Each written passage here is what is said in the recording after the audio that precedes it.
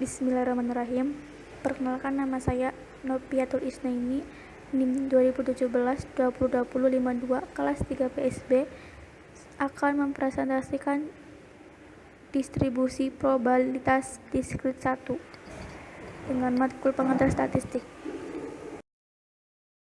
Baik, materi yang pertama yaitu data diskrit. Data diskrit di sini merupakan data yang diperoleh dari proses perhitungan. Data yang nilainya adalah bilangan asli, bukan berupa pecahan angka. Misalnya seperti data berat badan mahasiswa jurusan komunikasi atau data jumlah kendaraan di Jakarta dan lain sebagainya. Masing-masing distribusi probabilitas mempunyai parameter. Parameter di sini yaitu bilangan nyata yang menyatakan sebuah karakteristitas dari sebuah populasi atau distribusi. Contohnya mean populasi, varians populasi, dan simpangan buku. Yang kedua yaitu jenis-jenis distribusi diskrit. Jenis-jenis yang pertama yaitu distribusi binomial.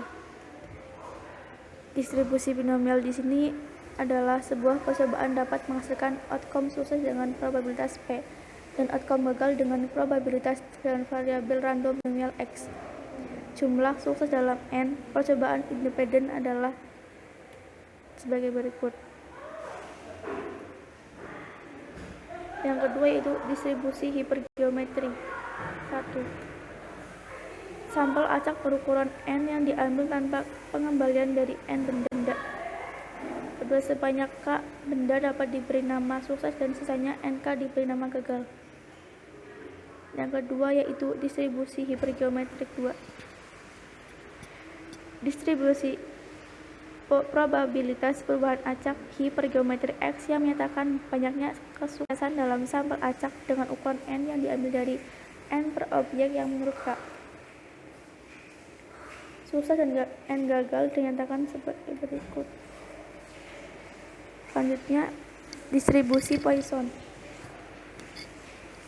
Distribusi merupakan distribusi data diskrit yang menyatakan banyaknya sukses selama rentang waktu tertentu. Rentang waktu yang digunakan bisa beraneka ragam, misalnya per menit, per jam, per hari, per minggu, dan lain-lain. Ini terdapat rumusan distribusi Poisson. Rumusan untuk menentukan nilai probabilitas menggunakan distribusi Poisson dapat menggunakan rumusan itu.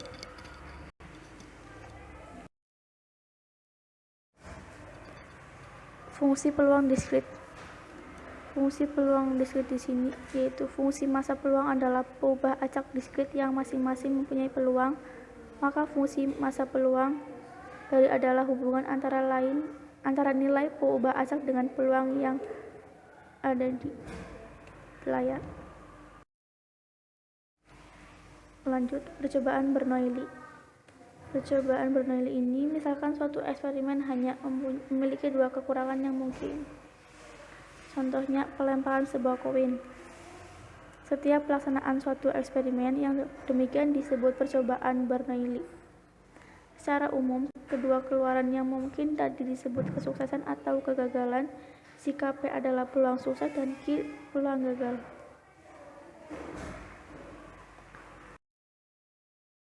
Terima kasih. Sekian dari presentasi saya. Apabila ada kesalahan atau tutur kata yang tidak baik, mohon dimaafkan. Terima kasih. Wassalamualaikum warahmatullahi wabarakatuh.